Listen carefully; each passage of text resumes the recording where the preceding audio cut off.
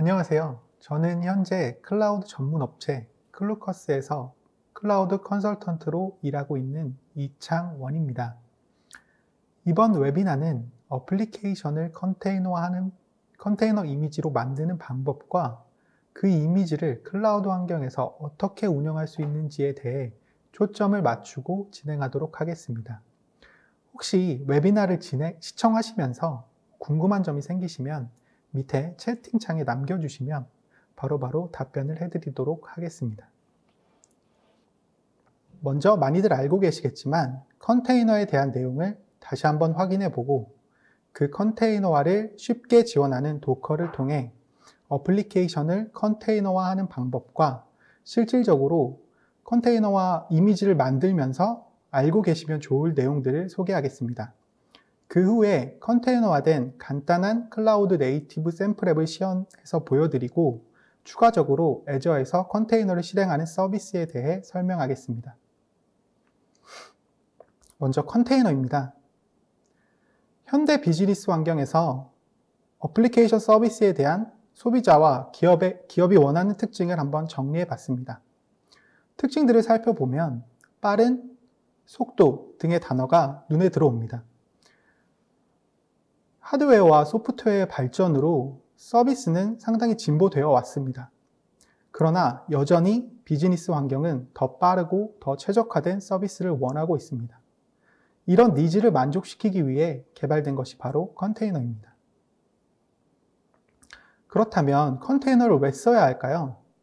컨테이너를 사용한다면 얻는 장점이 뭐가 있을지에 대해 알아보겠습니다. 다양한 장점 중에 3가지 이점에 대해 집중해 보겠습니다. 먼저 민첩성입니다. 개발자가 어플리케이션을 컨테이너 이미지로 직접 빌드하고 그 파일을 전달하게 되면 배포까지의 서비스 주기가 향상됩니다. 또한 개발팀과 운영팀 간의 협업 및 효율성이 향상되어 앱을 더 빠르게 제공할 수 있습니다. 두 번째는 이식성입니다. 로컬 PC에서 개발 및 테스트를 하고 배포를 진행했을 때 잘 되던 기능들이 안 되는 상황을 한두 번쯤은 경험해 보셨을 겁니다.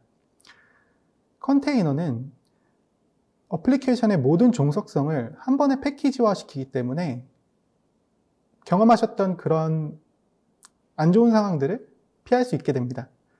따라서 일관성 있는 서비스 환경을 제공할 수 있습니다. 마지막으로 신속한 확장성입니다. 컨테이너는 VM과 비교했을 때 일반적인 오버헤드가 매우 낮습니다.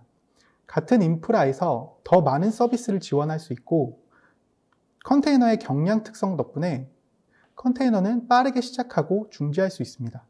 따라서 이러한 성능으로 안정적인 시나리오를 구현할 수 있게 됩니다. 그럼 컨테이너 환경이 기존 환경과 어떻게 다른지 구조로서 한번 살펴보도록 하겠습니다. 먼저 호스트 OS에 어플리케이션을 직접 설치했을 경우를 보겠습니다. 이럴 경우에 운영 시 예상치 못한 오류로 어플리케이션이 다운될 경우에 하나의 앱에서 오류가 생기면 나머지 앱에 영향이 갈 수도 있습니다.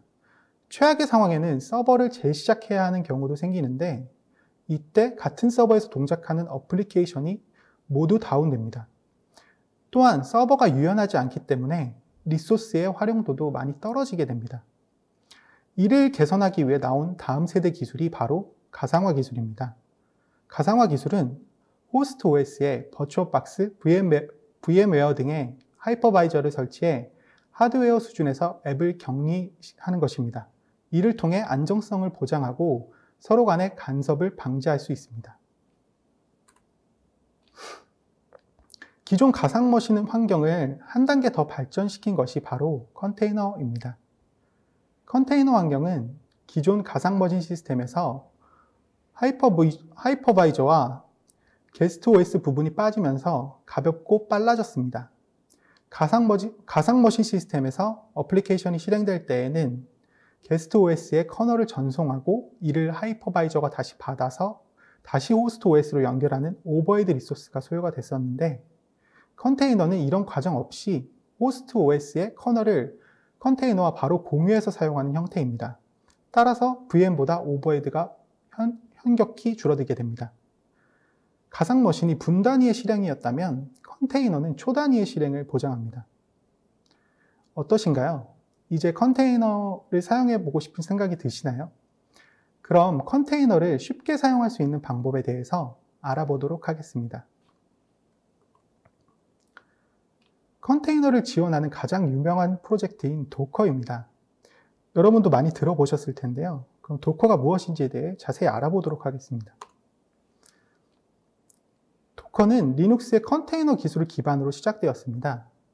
리눅스의 컨테이너 기술, 핵심 기술 3가지를 설명해 드리면 루트 디렉토리를 변경함으로써 새로운 관리자 환경을 제공하는 기술인 체인지 루트 기술과 프로세스에 독립적인 공간을 제공함으로써 프로세스가 서로 충돌하지 않도록 하는 기술인 네임스페이스, 그리고 하드웨어 단의 리소스, CPU, 메모리, I/O, 네트워크 등을 제어할 수 있게 하는 기술인 컨트롤 그룹, 이렇게 3가지 기술을 엮어서 컨테이너화를 지원했었습니다.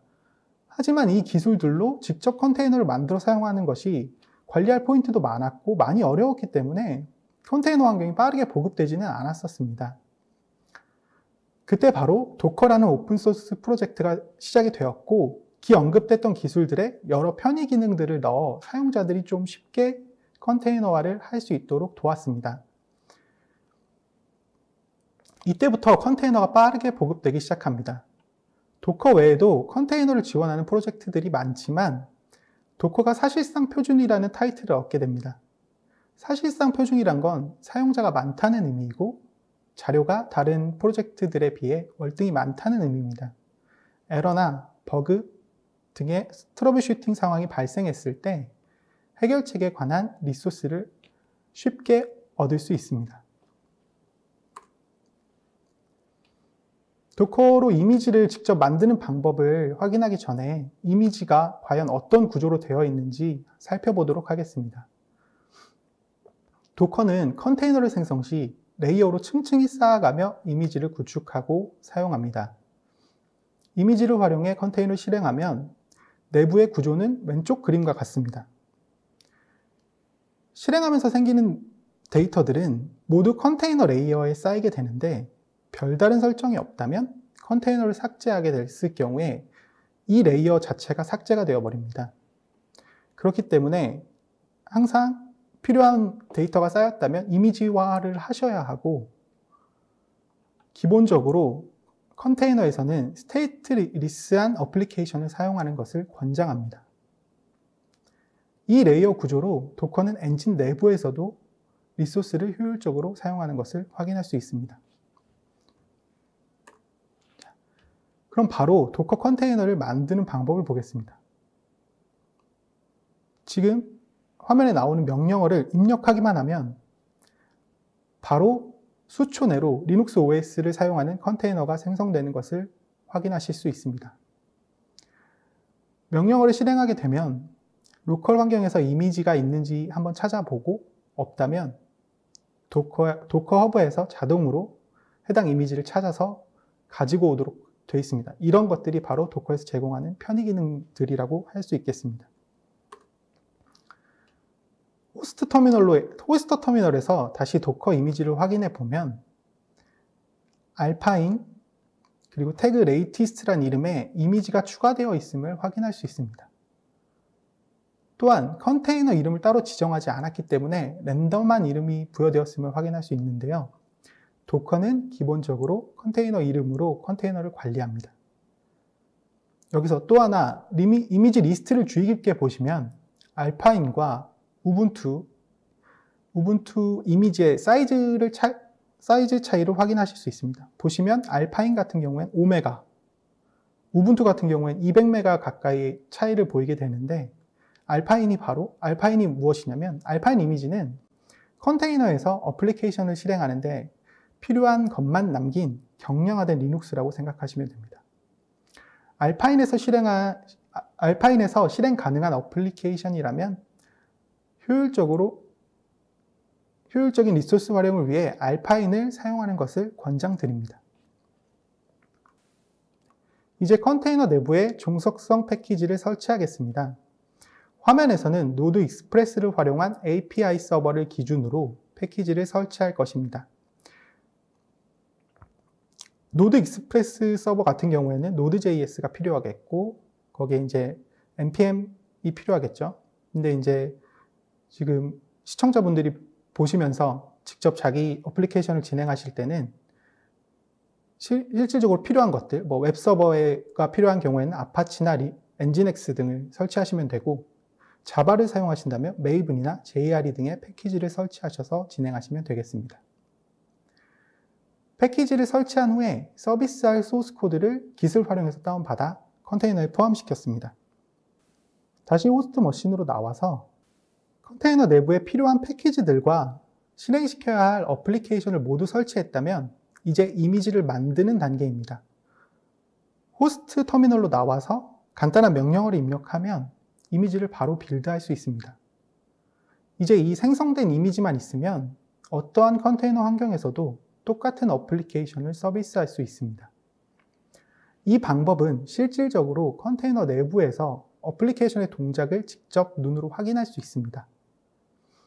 그러나 컨테이너화해야 할 어플리케이션이 많거나 혹은 지속적으로 업데이트를 해야 한다면 이런 방법이 매우 번거로워지겠죠. 그럼 이 번거로운 방법을 극복하기 위해 나온 것이 바로 도커 파일입니다. 이런 번거로움을 덜기 위해서 도커에서는 도커 파일을 활용해 도커 이미지를 빌드할 수 있습니다. 지금까지 저희가 했었던 작업들을 도커 파일이란 이름의 파일에 코드로 정의를 해두면 도커 엔진이 파일만 보고 순서대로 빌드를 해주는 것입니다. 이 방법을 활용해 실제로 사용하고 계신 어플리케이션을 직접 컨테이너 이미지로 만들어 보시는 것도 쉽습니다. 그냥 지금 사용하시는 소스 코드에 도커 파일 추가만으로 간단하게 이미지를 만들 수 있습니다. 그럼 도커 파일에 담기는 내용에 대해서 한번 확인해 보겠습니다. 오른쪽 화면의 예문은 위에서 설치했던 내용과 같은 내용을 도커 파일화 시킨 것입니다. 간단히 중요한 명령어만 설명해 드리면 from은 컨테이너를 실행할 베이스 이미지를 지정하며 OS가 포함되어 있는 이미지입니다. run은 우리가 위에서 실행했던 설치 명령어, 패키지 설치 명령어들, apk add 혹은 우분투라면 apt-get, install 등의 이런 명령어들이 입력하는 실행줄입니다. 그리고 copy는 호스트 머신에서 컨테이너 내부로 파일을 복사할 때 사용하는 명령어이고, cmd는 컨테이너 이미지로 컨테이너를 실행하는 환경에서 만약에 명령어가 입력이 되지 않는다면 디폴트로 실행하는 명령어를 입력하는 실행줄입니다. 네, 도커 파일로 이미지를 빌드하는 화면을 한번 확인해 보겠습니다.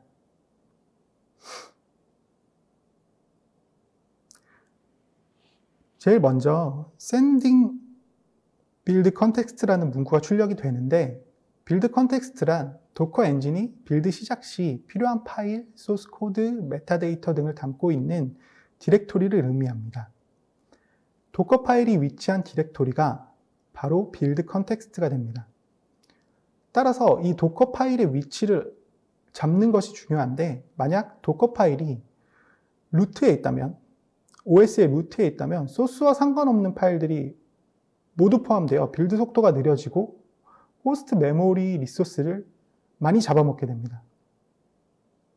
만약 소스 코드 디렉토리 내부에 하위 디렉토리로 위치한다면 제대로 된 소스 코드를 사용하기 힘들어질 수 있습니다.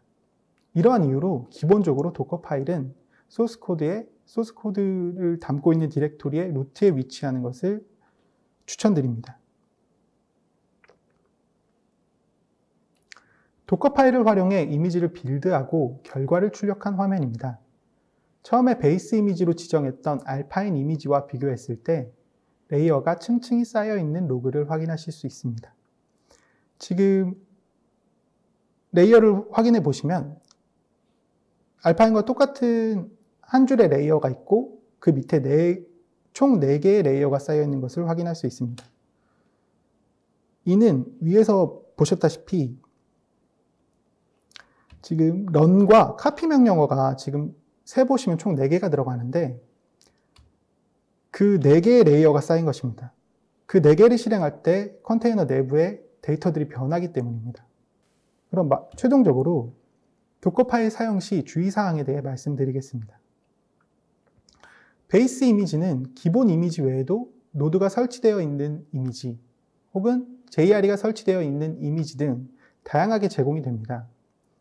베이스 이미지를 선택할 시에 도커 허브 사이트에 접속을 하셔서 오피셜 이미지인지 꼭 확인하시고 사용하실 것을 권장드립니다. 그리고 앞서 보셨듯이 이미지 run copy 명령어 수와 동일하게 레이어가 쌓여진 것을 확인할 수 있었습니다. 이 레이어가 줄어들수록 좋기 때문에 run과 copy 명령어를 되도록이면 한 번에 같이 사용하는 것을 추천드립니다. 그리고 비슷한 이미지를 빌드하게 되면 도커 엔진에서 자동으로 캐시를 사용해서 빌드 속도를 올려주는데 이 빌드 속도를 올려주는 것이 너무 뛰어나다고 해야 될까요? 그렇기 때문에 이미지의 내부에 변경사항이 적용되지 않는 경우가 생깁니다. 만약 이미지가 만약에 변경이 되지 않는다면 이 캐시를 확인해 보시기 바랍니다. 네, 지금까지 어플리케이션을 컨테이너 이미지로 빌드하는 방법에 대해 알아봤고, 만약에 도커에 대해 더 추가적인 내용이 궁금하시다면 지금 도커에 직접 방문하셔서 한번 확인해 보시기 바라겠습니다. 이제 이 생성한 컨테이너 이미지를 활용해서 클라우드 네이티브 앱을 구성해 보겠습니다. 이번에 구성한 앱은 그림과 같은 실행 순서를 가집니다. 코드 개발을 시뮬레이션 한 후에 코드를 애저 코드 저장소에 올리고 애저 파이프라인을 통해 애저 컨테이너 레지스트의 도커 이미지 파일을 빌드 후 올리겠습니다.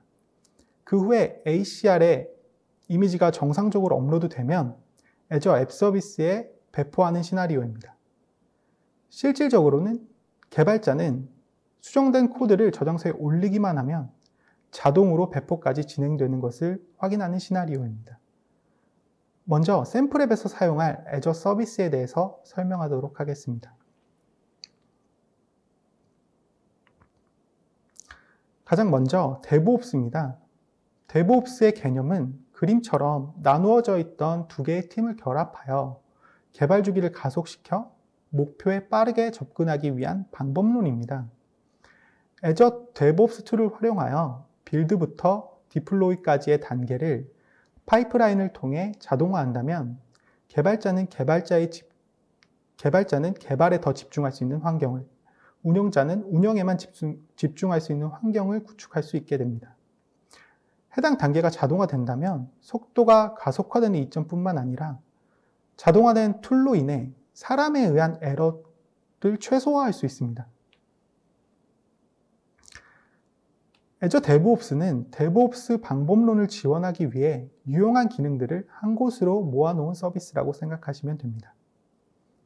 기존 슬랙, 지라 등으로 아이디어 공유 및 태스크 관리, 프로젝트 스케줄 관리를 진행하셨을 텐데 애저 데브옵스에서는 애저 보드를 통해 이 기능을 수행할 수 있습니다. 또 소스 코드 형상 관리를 위해서 GitLab, GitHub 등을 사용하셨을 텐데 이 기능은 애저 레포를 통해서 똑같이 사용하실 수 있고요.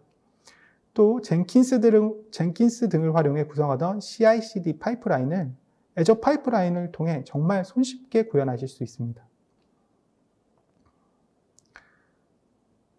화면은 애저 아키텍처 센터에서 제시하는 컨테이너 환경에 대한 아키텍처들을 한번 가지고 와봤는데요. 지금 보시면 데브옵스는 빠짐없이 포함되어 있는 것을 볼 수 있습니다. 그만큼 데브옵스는 현대적인 서비스의 핵심이라고 할 수 있겠습니다. 다음은 애저 컨테이너 레지스트리입니다. 우리는 컨테이너 이미지를 만드는 방법에 대해서 확인했습니다. 그렇다면 아까 만들었을 때 로컬에 저장이 된 것을 확인할 수 있었는데 이 이미지들을 이제 옮기거나 사용하려면 어떻게 해야 될까요? 물론 이미지 파일을 zip 파일 형태로 만들어서 파일 단위로 옮길 수도 있습니다. 하지만 클라우드 환경의 저장소를 사용하는 것이 좋겠죠. 이 애저 컨테이너 레지스트리가 바로 그 도커 허브와 같은 클라우드 레지스트리 역할을 하게 되는 것입니다. Git을 활용해서 소스 코드 형상 관리를 하는 것처럼 ACR을 통해 이미지를 관리할 수 있습니다. 애저 내부 서비스와 연동은 물론이고 다른 컨테이너 오케스트레이션 툴과도 호환이 가능하기 때문에 상당히 편하게 사용하실 수 있습니다. 또한 프라이빗 레포지토리로서 향상된 보안을 제공하고 애저 시스템과 연계해서 세분화된 액세스 제어를 가능하게 합니다. 네, 마지막으로 오늘 컨테이너화한 앱이 최종적으로 배포될 애저 앱 서비스입니다. 애저 앱 서비스는 사용자가 어플리케이션만 관리하면 되는 파스 서비스입니다. 기존에는 그냥 코드를 zip 파일이나 빌드 형태로 만들어서 환경을 선택하고 올리는 형태로 사용할 수 있는데요. 애저 앱 서비스에서 컨테이너 환경도 지원을 합니다. 따라서 사용자는 인프라를 신경 쓰지 않고 그냥 편하게 앱을 배포할 수 있게 됩니다. 지금 제가 이제 샘플 앱에서 사용하는 앱은 단일 API 서버를 샘플로 사용하기 때문에 지금 애저 앱 서비스를 활용하였고 더 복잡한 서비스 구조를 가지고 있는 컨테이너 환경을 원하신다면 다른 컨테이너 서비스를 활용하시는 것을 추천드립니다. 그 내용은 이제 추후에 다시 설명을 드리도록 하겠습니다. 그럼 구성한 모습을 보여드리고 실질적으로 작동이 되는 것을 시연해 보도록 하겠습니다. 먼저 사용한 앱의 코드를 잠깐 확인해 보겠습니다. 여기 보시면 API 서버라는 디렉토리 안에 바로 도커 파일이 위치해 있는 것을 볼 수 있는데 아까 말씀드린 도커 파일의 위치를 이 소스 코드를 모두 포함하는 루트 디렉토리에 놓으시면 되겠습니다. 그리고 제가 미리 시연을 위해서 지금 리소스를 배포해 놓은 상황입니다. 앱 서비스와 MySQL 그리고 ACR 서비스를 배포해 두었습니다. 지금 현재 앱 서비스를 확인해 보시면 지금 정상적으로 화면이 출력되는 것을 확인할 수 있습니다. 그리고 데브옵스 화면을 한번 보여드리겠습니다. 네, 이게 바로 데브옵스 화면인데요. 여기 보시면 보드, 레포, 파이프라인, 테스트, 아티팩트까지 모두 한 화면에서 구현이 되어 있는 것을 확인하실 수 있습니다. 실질적으로 사용을 해보시면 매우 편하다는 것을 알 수 있습니다. 네, 지금 기존에 사용하시던 GitHub나 GitLab과 별 차이가 없죠. 네, 그대로 그냥 그 저장소로 옮기시기만 하셔도 굉장히 편합니다. 그리고 실질적으로 이번 데모 앱에서 가장 중요한 파이프라인 구성입니다. 지금 파이프라인은 구성이 되어 있는데 제가 한번 새로운 파이프라인을 하는 방법을 보여드리겠습니다. 그 전에 지금 파이프라인이 실행되는데 시간이 좀 걸리기 때문에 어플리케이션 코드를 한번 바꿔서 진행을 한번 저장소에 업로드 해 보도록 하겠습니다.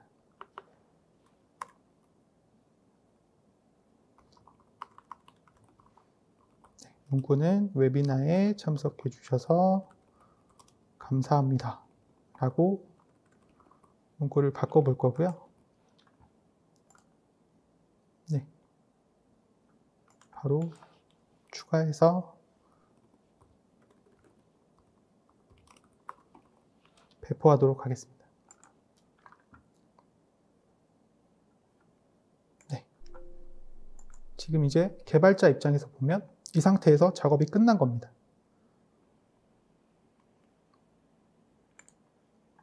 네, 이제 파이프라인 구성을 보시면 그냥 선택만 해도 파이프라인 구성되게 될 수 있게끔 애저에서 정말 편하게 기능을 구현해 놨습니다. 지금 보시면 제가 사용하는 애저 레포뿐만 아니라 기존에 사용하시던 빗버킷이나 깃허브 등을 사용해서도 쉽게 사용이 가능합니다. 누르면 그냥 제가 가지고 있는 레포지토리에 대한 정보가 있겠죠. 저 같은 경우는 지금 애저에서 레포를 사용하고 있기 때문에 바로 이렇게 제공이 되는 모습이고요. 이제 외부 저장소를 사용하실 경우에는 외부 저장소에 대한 내용을 입력을 하셔야겠죠.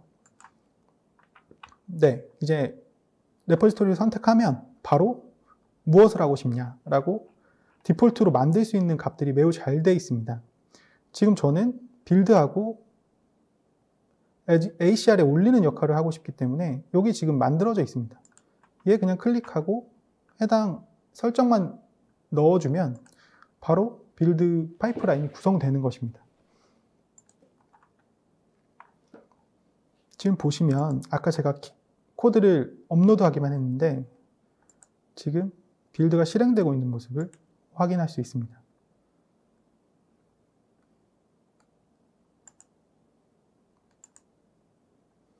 네, 여기 살펴보시면 지금 아까 똑같이 샌딩 빌드 컨텍스트를 만들고 도커 파일을 빌드하는 로그까지 확인을 하실 수 있습니다. 지금 기존에 사용했던 것보다 그 빌드 단계가 많이 늘어난 것을 확인하실 수 있는데 기존에 9개였다면 지금 18개예요. 이 18개는 뭐냐? 바로 애저에서 관리를 하기 위해 메타데이터들을 붙이는 작업들이 들어가는 것입니다. 라벨로 메타데이터를 저장하는 모습이 보이시죠? 네. 지금 빌드가 완료됐습니다. 그러면 바로 배포가 시작이 되는 것입니다. 이것도 지금 자동화를 시켜놨기 때문에 아까 개발자 입장에선 그 코드를 올리고 마무리가 된 것입니다.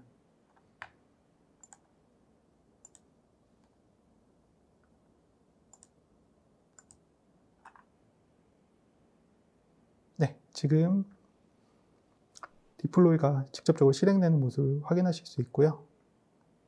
최종적으로는 여기서 화면이 변하는 것을 한번 확인해 보도록 하겠습니다.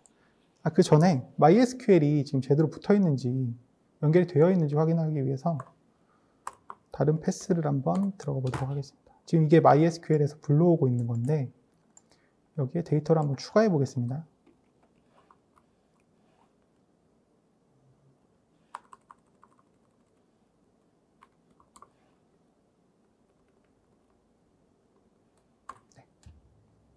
데이터가 정상적으로 들어갔다고 나오고 다시 검색을 해보면 제가 입력한 값이 들어갔음을 확인할 수 있습니다. 네, 이게 지금 디플로이가 보통 한 1분에서 2분 정도 걸리는 것 같더라고요. 근데 이제 시스템이 더 크거나 하게 되면 오래 걸릴 수 있겠죠. 네, 디플로이가 완료됐습니다. 근데 여기서는 지금 실질적으로 어떤 역할이 한 것이냐면 파이프라인으로 쉽게 구성은 했지만 내부적으로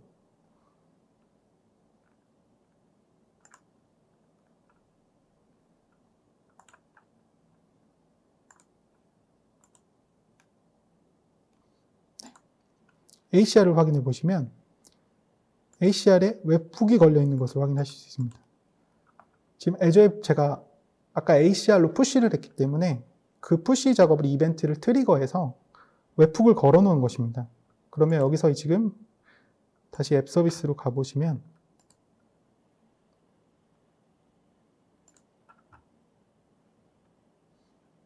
컨테이너의 배포가 지금 실행되고 있는 로그를 확인할 수 있습니다.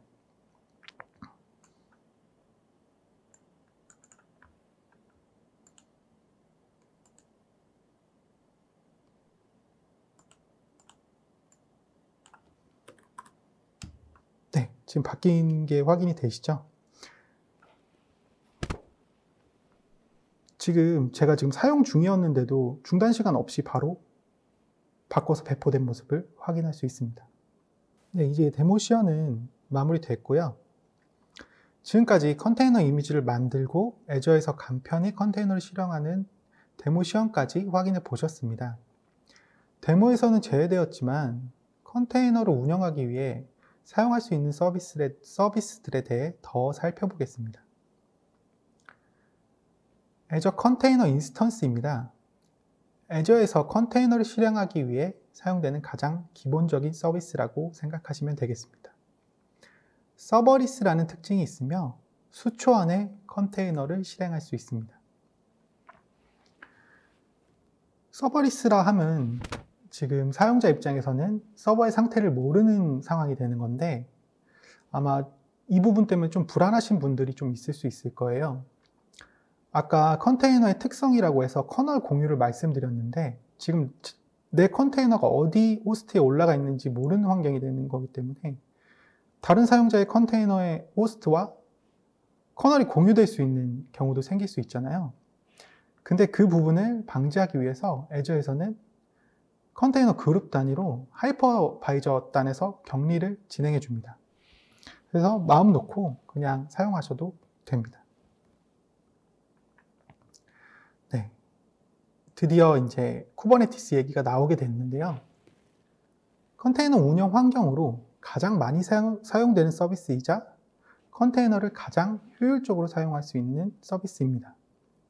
쿠버네티스의 등장 배경에 대해서 말씀을 드리면 지금 기존에 컨테이너를 사용했을 때 하나의 호스트 머신에서만 컨테이너를 운영했을 때 도커 엔진만으로도 충분했습니다.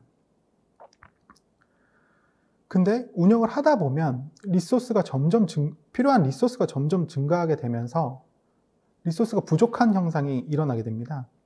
그러면 일반적으로 호스트를 더 설치를 해야겠죠. 그래서 필요한 리소스가 늘어나게 되면서 결국 여러 개의 호스트를 관리를 해야 되게 됐는데 이 관리에 너무 어려움이 생긴 거예요. 이 관리를 하기 위해서 바로 나온 기술이 컨테이너 오케스트레이션 기술입니다. 컨테이너 오케스트레이션 기술들로 최초에 지금도 도커 스웜, 아파치의 메소스, 그리고 구글의 쿠버네티스 등에 처음 등장했고 쿠버네티스가 다양한 기능과 많은 장점들로 이 경쟁에서 승리했다고 보시면 되겠습니다. 쿠버네티스는 컨테이너의 자동 복구, 동적 스케일링, 롤링 업데이트 및 롤백 등의 기능을 제공합니다. 다음으로 쿠버네티스 서비스의 내부 구조도를 한번 살펴보도록 하겠습니다. 쿠버네티스는 호스트 머신을 클러스터화해서 관리하는 서비스입니다. 한 개의 마스터 서버와 한 개 이상의 노드를 포함하고 있습니다. 모든 컨테이너를 마스터 서버에서 관리하는 형식으로 되며 그렇기 때문에 이 마스터 서버의 이중화 혹은 백업 등의 관리가 매우 중요해집니다. 노드라는 개념은 하나의 호스트 머신이라고 생각하시면 되겠습니다. 그리고 그 노드 안에 팟이라는 개념을 사용하여 컨테이너를 관리하게 되는데 이 팟이라는 개념이 좀 생소하실 수 있습니다. 팟에는 여러 개의 컨테이너를 사용할 수 있지만 특별한 경우가 아니라면 하나의 팟에 하나의 컨테이너를 사용하는 것을 권장드립니다. 다음 장에서 쿠버네티스 구조도에 표시된 지금 etcd, 컨트롤러, API 서버, 스케줄러 등의 이런 기능들에 대해서 좀 더 자세하게 설명하도록 하겠습니다. 먼저 etcd라고 표시되어 있던 클러스터 저장소입니다. 클러스터 저장소는 쿠버네티스가 클러스터를 관리하기 위해서 필요한 정보들을 모두 중앙 집중하여 보관하는 장소라고 보시면 되겠습니다. 기본적으로 etcd라는 툴을 사용하여 고가용성을 제공하지만 백업은 따로 지원하지 않습니다. 때문에 온프렘에서 그러니까 기존 서비스 환경에서 직접 쿠버네티스를 구현해서 사용하실 경우에는 이 백업을 고려하셔야 합니다. 그 다음 컨트롤러입니다. 일반적으로 쿠버네티스는 야물 파일을 활용해 원하는 최종 상태에 대한 명령어를 받게 됩니다. 이 명령어를 선언적으로 받게 되는데요. 그 선언적이라는 의미가 뭐냐면 노드 하나 실행시켜줘 이런 게 아니고 내가 원하는 건 노드 3개 이 팟은 2개가 계속 유지가 돼야 돼 이런 식으로 명령을 내리는 건데요. 이제 그 명령어를 받아서 그 상태를 저장을 해놓고 이 컨트롤러에서 계속 모니터링을 하면서 확인을 하고 그 선언했던 것과 다르면 그것을 서비스를 조정하는 역할을 하게 되겠습니다.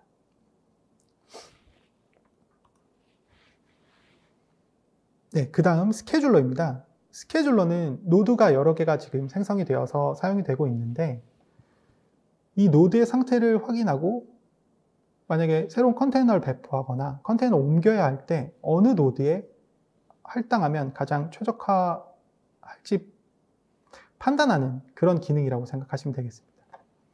그리고 API 서버입니다. API 서버는 마스터 서버의 RESTful 프론트엔드라고 생각하시면 됩니다. 이 서버를 통해 관리자의 명령을 받기도 하고 노드와 통신을 합니다. 다음 노드에 대해서 살펴보겠습니다. 마스터가 클러스터 전체의 대장이라고 한다면 지금 노드의 큐블렛은 하위 노드를 관리하는 소대장이라고 생각하시면 되겠습니다. 노드 전체를 관리하고 마스터와 소통하는 역할을 담당합니다. 다음 실질적으로 노드 안에서 컨테이너 이미지들이 실행되고 있는 컨테이너 런타임입니다. 컨테이너 런타임으로 도커뿐만 아니라 컨테이너D 등의 여러 가지 런타임을 설정할 수 있습니다. 쿠베프록시는 팟이 외부 인터넷망과 통신을 하거나 내부 팟끼리의 통신을 담당하는 프록시 서버라고 생각하시면 됩니다. 지금까지 살펴본 쿠버네티스에 대한 내용은 쿠버네티스를 이해하기 위한 개념적인 내용이었습니다. 실질적으로 쿠버네티스를 운영하시는 단계까지 가시게 되면 더욱 다양한 지식과 어려움들을 만나게 되실 겁니다. 그만큼 사용하기가 어렵고 진입장벽이 매우 높습니다. 하지만 이제 클라우드에서 제공하는 AKS를 활용한다면 이 진입장벽 자체를 조금 낮출 수 있습니다. 쿠버네티스에서 가장 중요하게 생각하는 마스터 서버 관리 자체를 AKS에서는 하지 않아도 됩니다. 사용자는 오직 자기가 사용하는 워커 노드만 관리하면 됩니다. 또한 애저에서 제공하는 ID, 보안관리, 로깅, 모니터링에 관한 서비스들과 쉽게 연동이 되기 때문에 따로 서드파티를 사용해서 구현하시는 것보다 편하게 구현을 하실 수 있습니다. 그리고 가장 AKS에서 제가 생각했을 때 가장 중요한 기능이라고 생각하는 부분인데요. 바로 가상노드 부분입니다. 클러스터에 만약에 클러스터에 포함된 노드들의 전체적으로 이제 리소스가 부족하게 되는 현상이 생길 수 있는데 이때 원래대로라면 노드를 추가적으로 설치를 해야겠죠. 근데 노드를 추가적으로 설치하는데 시간이 굉장히 오래 걸립니다. 그래서 애저에서는 바로 가상노드라는 기능을 활용해서 아까 말씀드렸던 서버리스 애저 컨테이너 인스턴스와 통합하여서 바로 리소스를 확장하고 축소할 수 있는 환경을 제공합니다.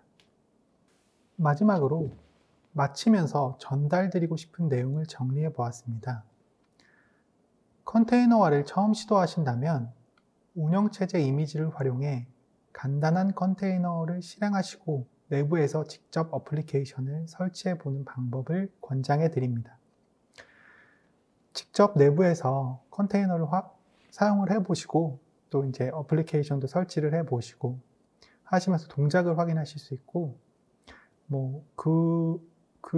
그에 대한 이점으로 컨테이너에 대한 신뢰성도 얻으실 수 있습니다.